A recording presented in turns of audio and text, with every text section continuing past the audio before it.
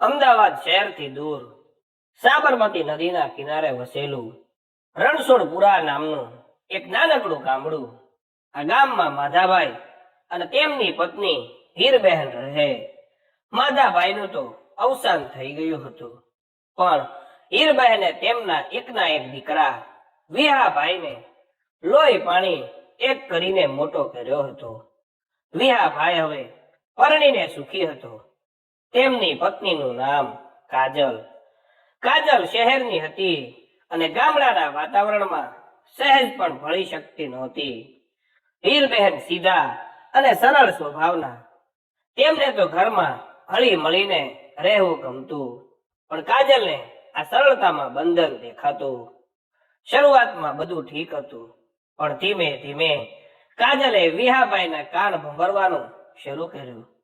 વિહા, તારી માં તો જૂનવાણી છે, તું કમાય છે અને એને આખો દિવસ અહીં બેસી રહેવું છે. તને ખબર છે તે દિવસે મારા ડ્રેસ માટે એને કેવી વાત કરી હતી, અને તું જોજે એ આપણને ક્યારેય શાંતિથી જીવવા નહીં દે.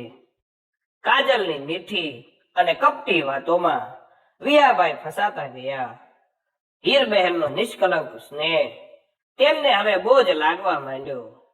વિહાભાઈએ વાત ભૂલી ગયા કે આ એ જ માં હતી જેણે પોતે ભૂખ્યા રહીને તેમને ખવડાવ્યું હતું. એક સાંજે ઘરમાં ઝઘડાનું નાનું મોટું નિમિત્ત બન્યું. કાજલે પોતાના સોનાના કાનની બુટ્ટી ગુમ થઈ હોવાનું નાટક કર્યું. વિહા, મારી બુટ્ટીઓ નથી મળતી. તને ખબર છે તારી માં જ ઘરમાંથી નીકળતી નથી. મેં તને કહ્યું હતું કે એમના ઈરાદા બરાબર નથી. કાજલે માથાકૂટનું મોટું સ્વરૂપ આપ્યું. હીરબહેન રસોડામાં દાળ વઘારી રહ્યા હતા. તેમણે અવાજ સાંભળી બહાર આવીને કહ્યું, અરે વહુ, શાંતિ રાખ, ક્યાંક મુકાઈ ગઈ હશે, હું તારી સાથે શોધું. પણ કાજલનો ગુસ્સો સાતમા આસમાને હતો. તેણે વિહાભાઈ તરફ જોઈને આંખમાં આંસુ લાવી કહ્યું, જોયું વિહા, કેટલી ભોળી બનીને વાત કરે છે. મને ખબર છે એ જ છે. મેં તને કહ્યું હતું ને કે એને તારું સુખ જોવાતું નથી. વિહાભાઈનો ગુસ્સો કાબુ બહાર જઈ રહ્યો હતો. કાજલે બુટ્ટીઓની ખોટી વાત દ્વારા વિહાભાઈના મનમાં વર્ષોથી ભરેલા શંકાના બીજને પાણી આપી દીધું હતું. તેને લાગ્યું કે તેની માં હવે તેની અને તેની પત્ની વચ્ચેની દિવાલ બની ગઈ છે. તેને એક ક્ષણ પણ વિચાર્યું નહીં. રસોડાના દરવાજા પાસે ઉભેલા પોતાનું બાળક ક્યાંક રડી ન પડે તેની ચિંતામાં ઉભેલા નિષ્પાપ હીરાબહેન તરફ વિહાભાઈ ગુસ્સાથી ખસી ગયા. વિહાભાઈએ તીવ્ર અવાજે પૂછ્યું, માં, બુટ્ટીઓ ક્યાં છે? હીરબેન આઘાતથી થથરી ગયા. બેટા, હું જાણતી નથી. આ જવાબ સાંભળીને વિહાભાઈની આંખોમાં લોહી ઉતરી આવ્યું. ખોટું બોલે છે કહીને તેણે પોતાનો હાથ ઉગામ્યો. વિહાભાઈનો ઉગામવામાં આવેલો હાથ એક જ પળમાં હીરબહેનના ગાલ પર પડ્યો. ધમ દેખાનું. આ અવાજ માત્ર ચામડી પરનો નહોતો. એ અવાજ એક માતાના હૃદય પર લાગેલા જબરદસ્ત ઘાનો હતો. રણછોડપુરા ગામના શાંત ઘરમાં એક અકલ્પનીય ઘટના બની ગઈ. હીરબહેન સ્તબ્ધ થઈ ગયા. તેમની આંખોમાં ન તો ગુસ્સો હતો, ન વિરોધ, બસ એક અવિશ્વાસ અને પારાવાર પીડા છવાઈ ગઈ હતી. એ થપ્પડના આઘાતથી તેઓ સહેજ ડગમગ્યા અને તેમના હાથમાં પકડેલી દાળની કળશી નીચે પડી. વિહાભાઈએ જ્યારે પોતાનો હાથ પાછો ખેંચ્યો ત્યારે તેમના હાથમાં ધ્રુજારી આવી ગઈ. તેમણે જે કર્યું હતું એની ભયાનકતા તેમને ધીમે ધીમે સમજાવા લાગી. તું ખોટું બોલે છે.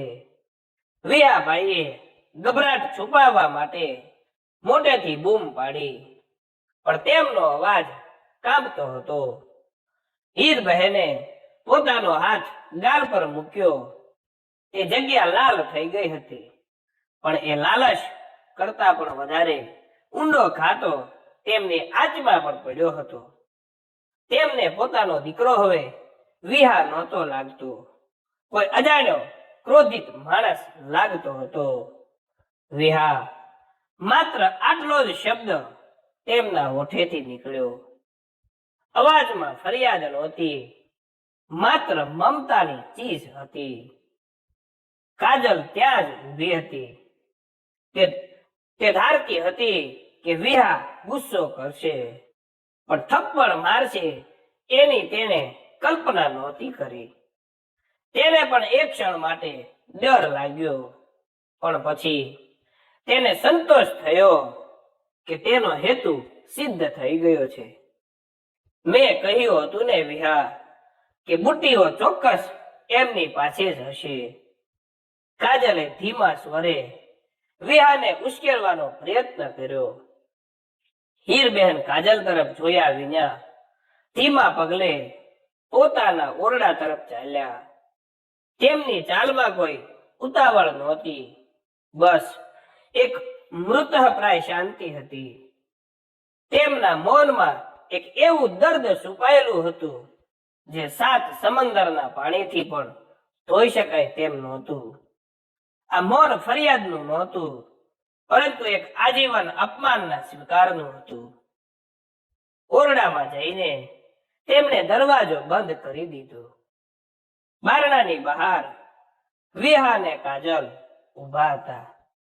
વિહાભાઈનું હૃદય હવે અંદરથી કોતરાવા લાગ્યું.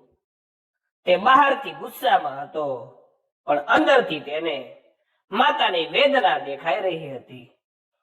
શું મેં ખરેખર બહુ મોટી ભૂલ કરી? આ વિચાર તેના મગજમાં વારંવાર ચક્રાવો લેતો હતો. તેણે દિવાલ પર ટાંગેલા તેના પિતાના ફોટા તરફ જોયું. માધાભાઈની આંખો જાણે તેને જોઈને પૂછી રહી હતી, આ જ સંસ્કાર આપ્યા છે ને તને? તે બેબાકડો બનીને કાજલને બોલ્યો, શોધ કાજલ, બુટ્ટીઓ વ્યવસ્થિત રીતે શોધ. જો બુટ્ટીઓ ન મળી, પણ તે વાક્ય પૂરું કરી શક્યો નહીં. વિયાભાઈને લાગ્યું કે તે માત્ર તેની માની થપ્પડનો અવાજ નહીં, પણ પોતાના હૃદયના ટુકડે ટુકડા થવાનો અવાજ સાંભળી રહ્યો હતો. દરવાજાની અંદર હીરબેન પથારીમાં બેઠા. તેમણે આંસુ પણ ન પાડ્યા. આંસુ તો ત્યારે પડે જ્યારે કોઈ આશ હોય, કોઈ ફરિયાદ હોય. અહીં તો માએ તેના દીકરાનું ખાટકી રૂપ જોયું હતું. તેમણે પોતાનો આત્મા રડતો અનુભવ્યો, પણ આંખો સૂકી રહી. એ એક થપ્પડમાં આખી જિંદગીની મમતા પળભરમાં ભસ્મ થઈ ગઈ હતી. એ રાત આખા ઘર માટે ભારેખમ હતી. વિહાભાઈને ઊંઘ ન આવી. તેમને વારંવાર માનો શાંત પીડાદાયક ચહેરો યાદ આવતો હતો. સવાર પડ્યું. વિહાભાઈની હિંમત નહોતી થતી કે તે માના ઓરડા તરફ જાય. સવાર પડી, પણ રણછોડપુરાના એ ઘરમાં કોઈ ઉદાસ નહોતો. ગઈકાલ રાતની થપ્પડનો અવાજ હજી પણ દિવાલોમાં અળગાઈ રહ્યો હતો. વિહાભાઈ બારણા સામે ઊભા હતા. તેમની હિંમત નહોતી થતી કે બારણું ખોલીને અંદર જાય.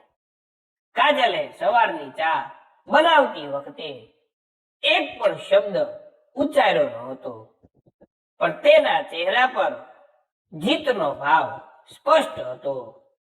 હીરબહેન ઓરડામાંથી બહાર નહોતા આવ્યા. વિહાભાઈએ હળવેકથી દરવાજો ખખડાવ્યો. માં, અંદરથી કોઈ જવાબ ન આવ્યો. ફરી ખખડાવ્યું. માં, દરવાજો ખોલ, ભૂખ લાગી હશે તને. ચા પી લે. દરવાજો ખુલ્યો. હીરબહેન બહાર આવ્યા. તેમના ચહેરા પર થપ્પડનો લાલ નિશાન હવે ભૂરો પડી ગયો હતો, પણ આંખો પહેલા કરતા પણ વધારે શાંત હતી. આ શાંતિ તોફાન પહેલાની નહોતી, પણ તોફાન બાદ સર્જાયેલી સ્મશાનવત નીરવતા હતી. નહીં બેટા, હીરબહેને ધીમા પણ દ્રઢ અવાજે કહ્યું, મને કંઈ નથી જોઈતું, અને તું ચિંતા ન કર. મારો અપરાધ હું સ્વીકારું છું. વિહાભાઈનો અંતરાત્મા કકળી ઉઠ્યો. અપરાધ? કયો અપરાધ? માત્ર ગુટ્ટીઓ ગુમ થવાના ખોટા આક્ષેપ બદલ? માં, મને માફ કરી દે. વિહાભાઈએ ગળગળા થઈને કહ્યું. ગુસ્સામાં કાજલની વાતોમાં આવીને હીરબહેને તેમનો હાથ પકડ્યો નહીં, ન તો આશ્વાસન આપ્યું. તેમણે વિહાભાઈની આંખોમાં સીધું જોયું. એ આંખોમાં તૂટેલા વિશ્વાસનો આઈનો હતો. આઈનો એટલે કે અરીસો હતો. તારી માફી તું તારી પાસે રાખ બેટા. તું મારો દીકરો છે, અને માં ક્યારેય દીકરાને દોષ નથી દેતી. મને દર્દ થપ્પડનું નથી, તારા અવિશ્વાસનું થયું છે. આજે તે તારા સંબંધને એક થપ્પડ મારી છે દીકરા. આટલું કહીને હીરબહેન આંગણામાં ગયા અને પોતાના માથા પર ઓઢણી સરખી કરી. તેમણે નદી તરફ જવાનો રસ્તો પકડ્યો. ક્યાં જાય છે માં? વિહાભાઈએ પાછળથી દોડીને પૂછ્યું. સંબંધોના વસ્ત્રો મેલા થયા છે બેટા, એને ધોવા જઉં છું, હીરબહેને કહ્યું, અને પાછું વળીને જોયું પણ નહીં. વિહાભાઈ ઘરમાં પાછા ફર્યો. કાજલ કિચનમાંથી જોઈ રહી હતી. વિહાભાઈએ ગુસ્સાથી કાજલ સામે જોયું. તારી બુટ્ટીઓ ક્યાં છે કાજલ? મને હમણાં જ જોઈએ છે. કાજલ ગભરાઈ ગઈ. તેણે સહેજ કચવાટ સાથે કહ્યું, વિહા, શું કામ વાતને લંબાવે છે? એ તો મળી જશે. નહીં મળે તો હું તને નહીં છોડું. વિહાભાઈનો ગુસ્સો હવે કાજલ તરફ વળ્યો હતો. તેને સમજાઈ ગયું હતું કે આ બધું માત્ર કાજલે રચેલું નાટક હતું. તે ધ્રુજતા હાથે બધું શોધવા લાગ્યો, પણ બુટ્ટી ન મળી. બપોર થઈ, પણ હીરબહેન નદી કિનારેથી પાછા ન આવ્યા. ગામમાં ધીમે ધીમે વાત ફેલાવા લાગી. રણછોડપુરા ગામના લોકો શાંતિ અને ભાઈચારા માટે જાણીતા હતા. આ ઘટનાએ ગામ લોકોને આઘાત આપ્યો. સાંજે વિહાભાઈ પોતાની માને શોધવા નદી તરફ ગયો. ત્યાં તેણે જોયું કે હીરબહેન એક ઓટલા પર મૌન બેઠા હતા. નદીનું પાણી શાંતિથી વહી રહ્યું હતું, પણ હીરબહેનનું મન અંદરથી છલકાઈ રહ્યું હતું. માં, ચાલ હવે ઘરે, માફ કરી દે. વિહાભાઈએ ફરી વિનંતી કરી. ઘર? હીરબહેને આકાશ તરફ જોઈને કહ્યું, જ્યાં વિશ્વાસ ન હોય ત્યાં કેવું ઘર? તું તારા ઘરે જા વિહા. મારું ઘર તો તારા હૃદયમાં હતું, જે તે કાલ રાત્રે તોડી નાખ્યું. વિહાભાઈને અહેસાસ થયો કે આ માત્ર થપ્પડ નહોતી, આ તો તેમની જિંદગીની સૌથી મોટી ભૂલ હતી. તેની આંખમાંથી પહેલી વાર સાચા આંસુ સરી પડ્યા. તે માના પગમાં પડવા ગયો, પણ માં દૂર ખસી ગયા. ના વિહા, હવે નહીં. માફી માંગવાથી ઘા રૂજાતો નથી બેટા. એને પીડા તો જીવવું જ પડે છે.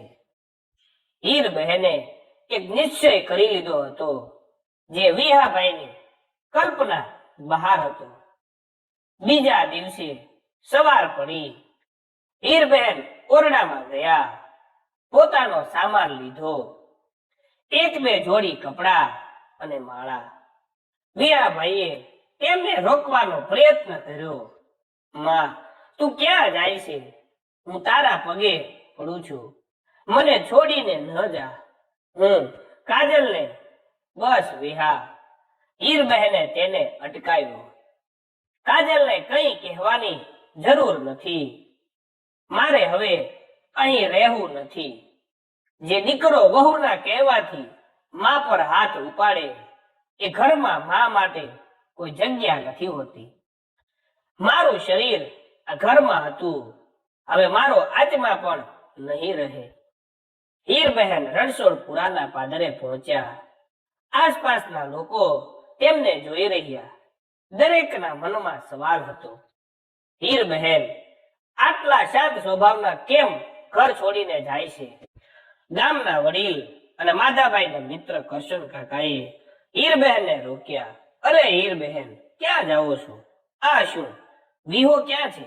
કેમ આમ?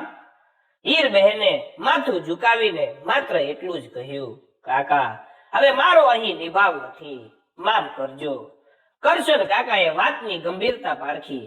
તેઓ તરત જ વિહાભાઈના ઘરે ગયા. ઘરમાં વિહાભાઈ બેચેનેથી આટા મારી રહ્યા હતા અને કાજલ હજી પણ પોતાની બુટ્ટીઓ શોધવાનું નાટક કરતી હતી. વિહા, કરશન કાકાનો અવાજ ગર્જના જેવો હતો. તારી માં ઘર છોડીને કેમ જાય છે? શું થયું છે? કાજલે તરત વચ્ચે પડતા કહ્યું, કાકા, એ તો નાની વાત છે. એમને ગામડામાં રહેવું ગમતું નથી. એટલે નાની વાત? કરશન કાકાએ ગુસ્સાથી કાજલ સામે જોયું. દીકરો માતાને થપ્પડ મારે એ નાની વાત છે? આખા ગામમાં વાત ફેલાઈ ગઈ છે. વિહા, તારા બાપે તો ક્યારે હીરબહેનને ઊંચા અવાજે વાત પણ નહોતી કરી. વિહાભાઈનું માથું શરમથી ઝૂકી ગયું. ગામના વડીલો સમક્ષ તેનું અપમાન થયું. અચાનક કાજલને યાદ આવ્યું કે તેણે ગઈકાલે બુટ્ટીઓ ક્યાં મૂકી હતી.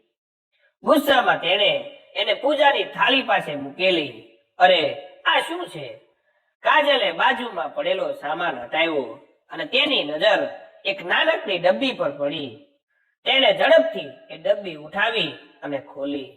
ડબ્બીમાં તેની સોનાની બુટ્ટીઓ હતી.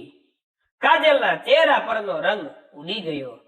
તેણે તોડફોડ કરીને બુટ્ટીઓ અહીં જ મૂકેલી અને ભૂલી ગઈ હતી.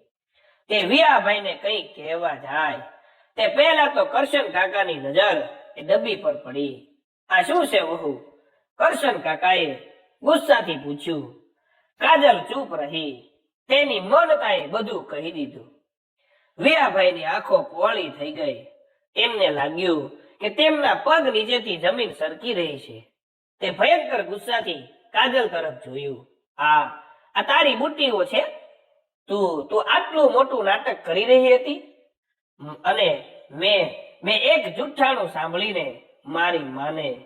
વિયાભાઈના શરીરમાંથી જાણે બધું જોર નીકળી ગયું. આ થપ્પડ માત્ર હીરબહેનને નહોતી વાગી, પણ વિયાભાઈના આત્મ સન્માન અને તેમના સંસ્કારોને વાગી હતી. કરશન કાકાએ ઊંડો શ્વાસ લીધો. હવે તું સમજો વિહા, તારી વહુના મોહમાં આવીને તે શું કરી નાખ્યું. તારી માં નિર્દોષ હતી અને હવે શું? તું કઈ મોઢે એને પાછો બોલાવીશ? સત્ય બહાર આવ્યું હતું, પણ તેની કિંમત બહુ મોટી હતી. આ એક થપ્પડના ઘાયે એક નિર્દોષ માને અપમાનિત કરી અને દીકરાને આખી જિંદગીના પસ્તાવાના ખાડામાં ધકેલી દીધો.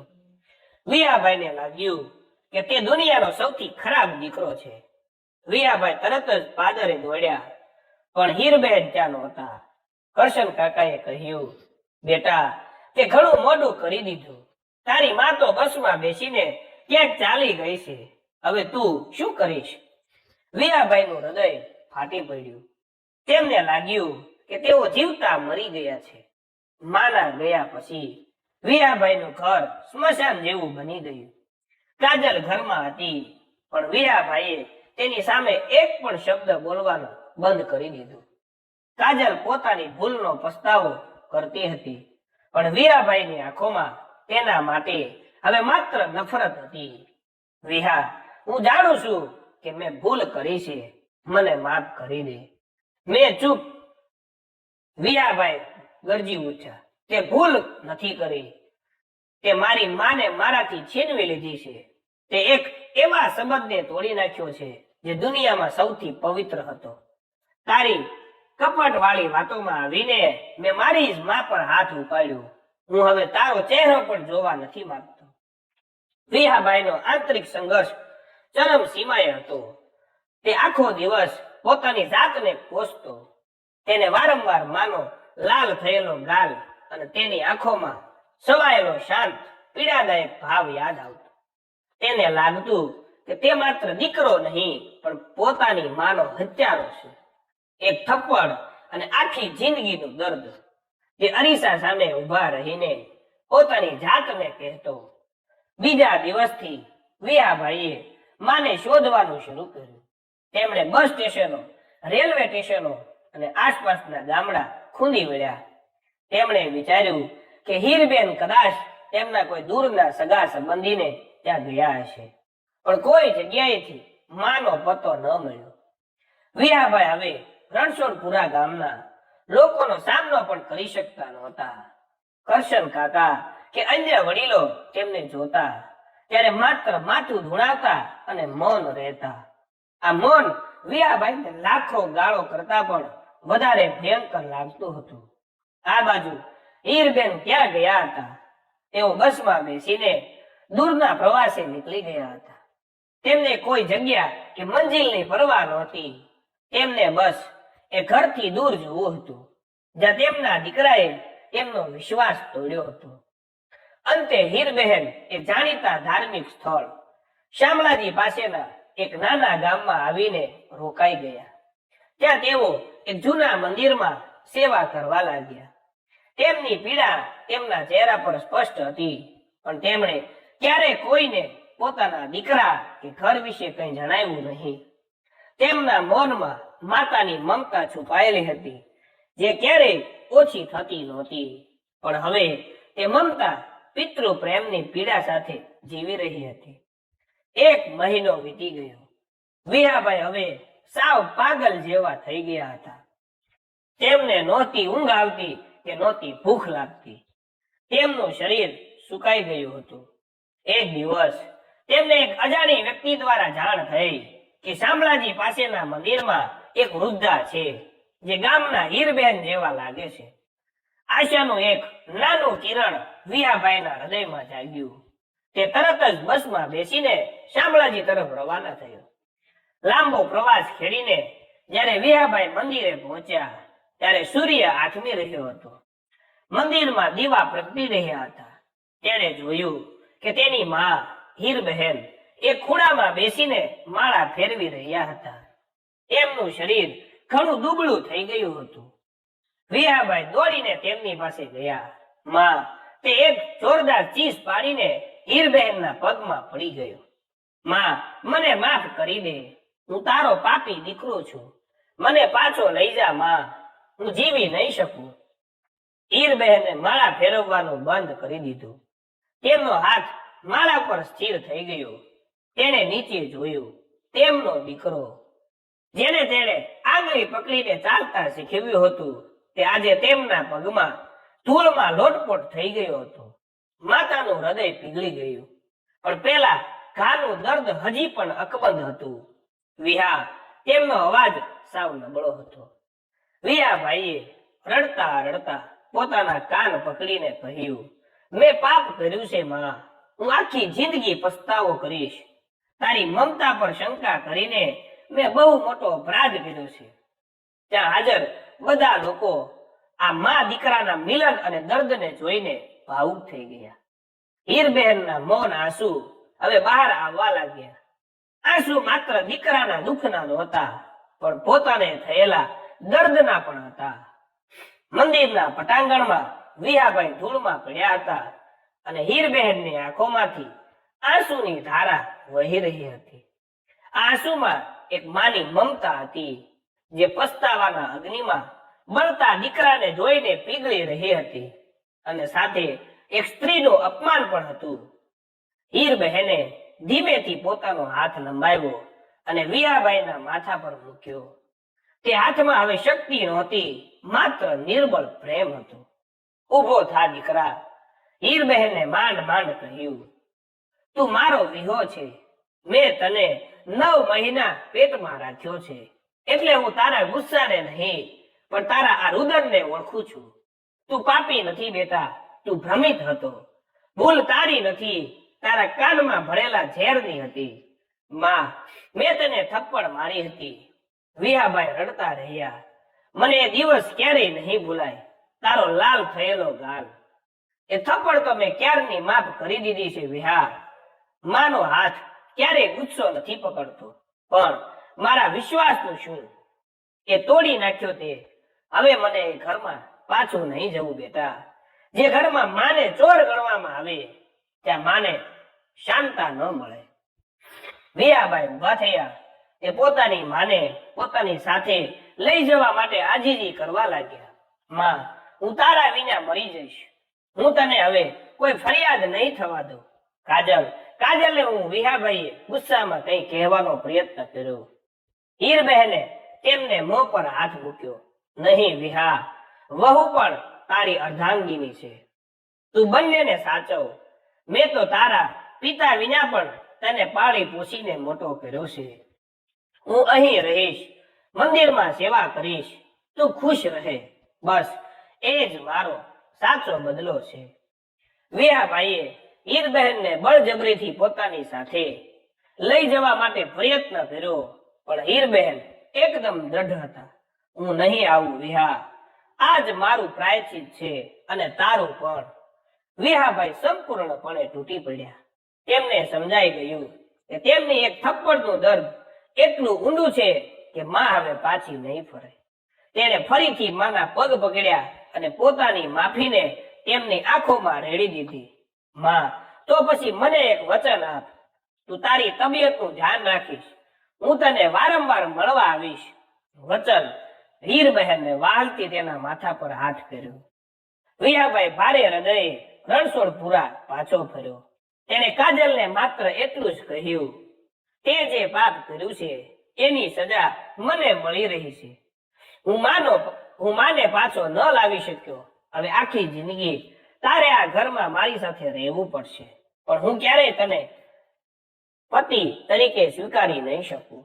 મારું હૃદય હવે માત્ર મારી માના પસ્તાવામાં જીવશે. વર્ષો વીતી ગયા. વિહાભાઈ માને નિયમિત મળવા આવતા. તે માં માટે મનપસંદ ખાવાનું લાવતા અને ચૂપચાપ તેમની સેવા કરતા. પણ હીરબહેન ક્યારેય રણછોડપુરા પાછા ન ગયા. એક શિયાળાની સવાર હતી. વિહાભાઈ મંદિરે પહોંચ્યા.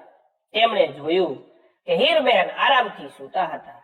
માળા તેમના હાથમાં હતી અને તેમના ચહેરા પર એક અદ્ભુત શાંતિ છવાયેલી હતી. વિહાભાઈએ તેમને ઉઠાવવાનો પ્રયત્ન કર્યો, પણ હીરબહેન હવે આ દુનિયામાં નહોતા. તેમનો આત્મા પોતાની જિંદગીનું દર્દ લઈને મુક્ત થઈ ગયો હતો. વિહાભાઈની ચીસ આખા મંદિરમાં ગુંજી ઉઠી. તે માના મૃતદેહ પર ઢળી પડ્યા. માં, મને એક થપ્પડનું દર્દ આપીને કેમ ચાલી ગઈ? હું તને પાછો લઈ જવા આવ્યો છું માં. ત્યાં હાજર બધા લોકો રડી પડ્યા. હીરબહેનનું નિર્જીવ શરીર એ વાતનું સાક્ષી હતું કે એક થપ્પડ એ ગુસ્સામાં મારવામાં આવી હતી તે દીકરા માટે આખી જિંદગીનું દર્દ બની ગયું. વિહાભાઈ હવે બાકીની જિંદગી પોતાની માની મમતા અને પોતાના અપરાધની પીડા સાથે જીવવા માટે એકલા રહી ગયા હતા. તેમના અંતિમ સંસ્કાર કરતી વખતે વિહાભાઈએ રડતા રડતા કાજલ સામે જોયું. કાજલ પણ ધ્રુજકે રડી રહી હતી. બધાની આંખો ભીની હતી. દરેક જણને હીરબહેનની નિર્દોષતા અને વિહાભાઈનો પસ્તાવો સ્પર્શી ગયો હતો. વિહાભાઈના મનમાં એક જ વાત કાયમ માટે કોતરાઈ ગઈ. એક ક્ષણનો અવિચાર, એક ખોટી ફરિયાદ અને એક થપ્પડ, જેણે એક દીકરાને તેની માંથી આજીવન દૂર કરી દીધો હતો.